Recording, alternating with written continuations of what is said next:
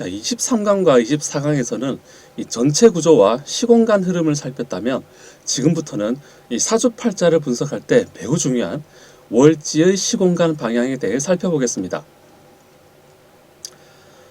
항상 조심할 것은 용신의 덫에 걸려서 운이 이렇게 흐르면 좋고 저렇게 흐르면 나쁘다는 이분법적 논리에서 벗어나야 합니다.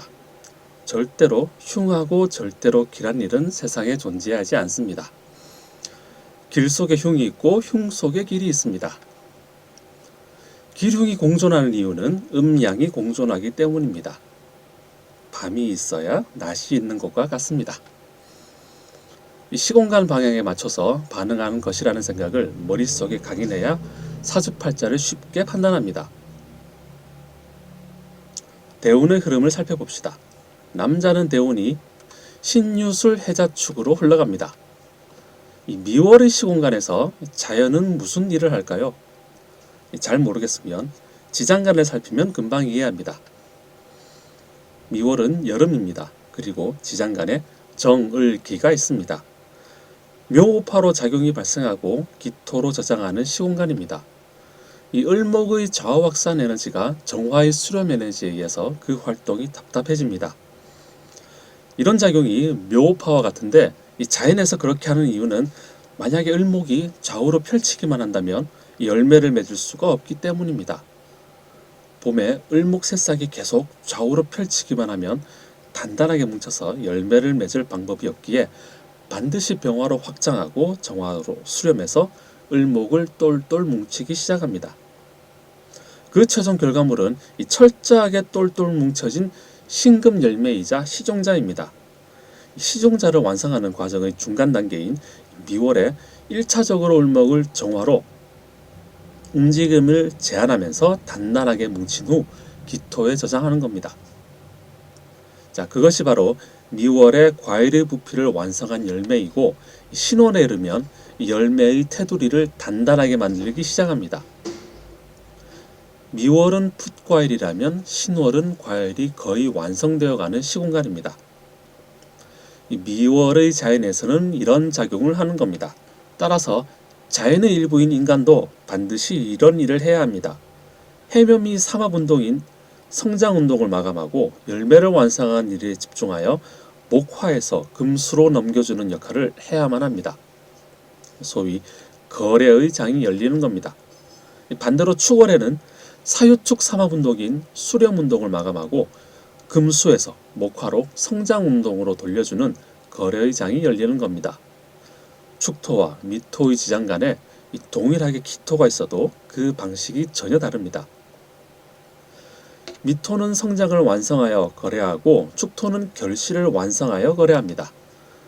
이런 기본 개념을 이해하는 과정이 바로 시공론입니다. 연주와 월주 구조와 월지의 시공간을 이해하여 삶의 방향을 살피는 방식입니다. 이 과정에 일간은 전혀 고려하지 않습니다. 일간을 전혀 고려하지 않기에 격국, 용신, 왕세, 통근 따위를 고려할 이유가 전혀 없습니다. 저런 것들을 살피느라 머리를 싸매야 할 이유가 전혀 없다는 뜻입니다. 시공론을 통하여 월지의 특징을 이해했다면 이제 월지의 시공간 방향을 살펴야 합니다. 남자는 대운이 신유술 해자축으로 흐릅니다. 그렇다면 남자는 이 미월을 기점으로 어떤 삶을 살아야 할까요? 미토의 공간을 활용해서 신유술로 수확하려고 합니다. 절대로 키우려는 욕망이 없습니다. 오로지 이미 성장한 열매를 어떻게 물질로 만들까를 고민합니다. 수렴, 숙살, 살기를 가진 시공간 방향입니다. 이 사주팔자 구조에 따라서 의사, 간호사처럼 살기를 해소하려는 직업을 갖습니다.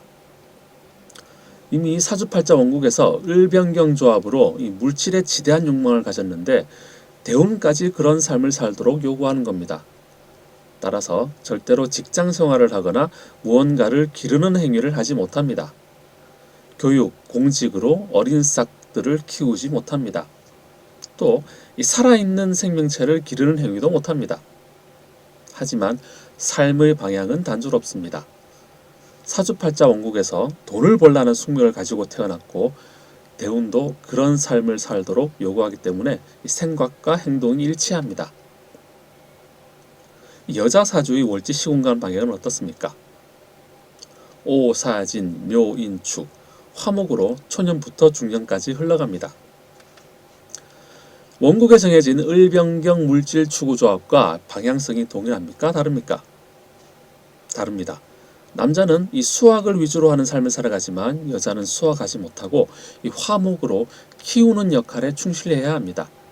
자, 분명하게 사주팔자 원국에서는 수학하라고 요구했는데 이 대운에서는 정반대로 기르라고 합니다. 자, 이런 이유로 삶이 혼란스럽습니다. 나는 수학하여 재물을 축적하고 싶은데 이 대운에서는 수학하지 말고 기르라고 합니다. 자, 그렇다면 이 여인은 어떻게 반응할까요? 키우는 과정을 통해서 재물을 축적합니다. 따라서 이 여인은 축산업을 통하여 재물을 축적했습니다. 남자는 술집, 유흥업과 같은 직업을 통하여 돈을 벌었고 이 여자는 짐승을 길러서 재물을 축적했으며 그 재물의 크기도 유사합니다. 무엇이 이런 삶을 결정했습니까? 격국, 용신, 왕세 등이 결정했다고 생각하시나요? 자, 우리는 두 사주를 비교하는 과정에 격국, 용신, 왕세에 대해서 전혀 고려하지 않았습니다. 오롯이 명백하게 정해진 8개의 글자와 구조를 살펴서 사주를 읽었을 뿐입니다.